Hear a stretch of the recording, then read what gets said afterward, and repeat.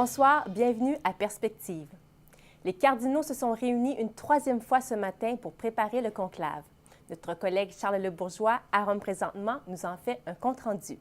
Ce matin, pour la troisième congrégation générale, 110 cardinaux étaient présents. Autrement dit, il en manque encore 5 avant que ne soit votée la date d'entrée en conclave. Les cardinaux, donc, lors de cette réunion, ont notamment évoqué les relations entre les dicastères et les épiscopats, le renouvellement de l'Église à la lumière du Concile Vatican II, ainsi que la nouvelle évangélisation. Et comme ils l'ont dit hier, les cardinaux ont envoyé ce matin un télégramme au pape émérite pour le remercier de son ministère et pour le remercier également pour l'exemple qu'il a donné à l'Église. Les cardinaux ont également fait le choix de ne pas se réunir cet après-midi et demain après-midi. En revanche, demain à 17h, ils prendront un temps de prière dans la basilique. Sachez enfin que la chapelle Sixtine a été fermée dès 13h aujourd'hui, car elle se prépare, elle aussi, à l'élection du prochain pape. On vient d'entendre que les cardinaux ont évoqué ce matin la question de la nouvelle évangélisation. Charles Le Bourgeois a pu rencontrer une personne directement touchée par cette question, le père Didier Duverne du Conseil pontifical pour la promotion de la nouvelle évangélisation. Bonjour Père Didier Duverne, vous travaillez au Conseil pontifical pour la nouvelle évangélisation. Est-ce que vous pouvez nous expliquer comment au sein même de la curie on a vécu la démission, le départ de Benoît XVI ? Je peux vous dire ce qui s'est passé le mardi, le lendemain, puisque le lundi 11 février était jour férié au Vatican, donc personne ne travaillait au Conseil pontifical. Le mardi, comme tout le monde, nous avons été pris par la surprise, l'étonnement, l'inconnu aussi de ce qui allait arriver, tant de questions portées par cet événement si particulier, auquel d'ailleurs nous n'avons pas toutes les réponses encore aujourd'hui. Au mois d'octobre dernier s'est ouvert le synode sur la nouvelle évangélisation. C'était un grand moment pour la vie de l'Église. Qu'en est-il 5 mois après? Quelle est la situation de la nouvelle évangélisation? Sur quoi est-ce que vous travaillez dans ce dicastère? Alors pour répondre d'abord sur le synode, 5 mois après, je note comme vous que l'exhortation apostolique n'est pas encore sortie.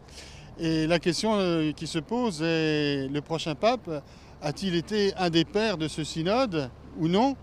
Dans l'un ou l'autre cas, cela aura sans doute une incidence sur l'exhortation apostolique qui normalement devrait sortir après ce synode et qui peut-être sera comme le programme d'une certaine façon du pontificat qui va s'ouvrir maintenant. Alors la nouvelle évangélisation, pendant cette période tout à fait singulière, je crois savoir, j'espère qu'elle continue à opérer.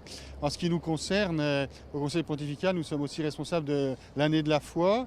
Et donc nous sommes en préparation d'événements importants, de rassemblements importants qui auront lieu ici même, place Saint-Pierre, autour du pape et donc autour du nouveau Saint-Père, que nous entendrons ainsi parler à ceux qui font la confirmation, aux séminaristes, aux novices, à ceux qui travaillent autour de la question de l'évangile de la vie et d'autres rassemblements aussi. Et nous attendons avec, j'allais dire, impatience, fébrilité et joie cette parole nouvelle du futur Saint-Père.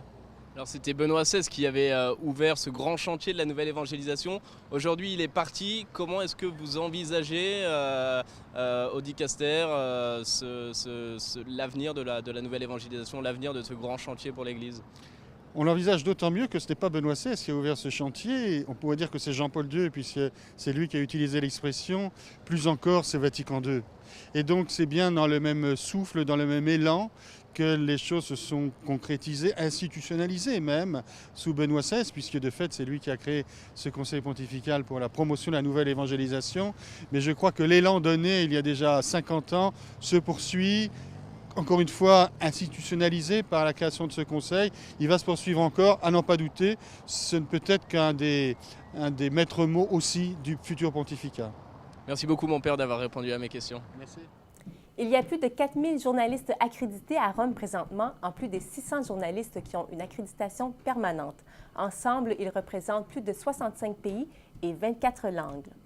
Et en terminant, sachez que la prière pour l'Église présidée par le cardinal Doyen Sodano à la basilique Saint-Pierre de Rome sera diffusée sur nos ondes demain à 16h30. Par conséquent, la messe du jour de l'oratoire Saint-Joseph sera diffusée à 18h au lieu de 17h. Merci d'avoir suivi Perspective. Bonne soirée à tous.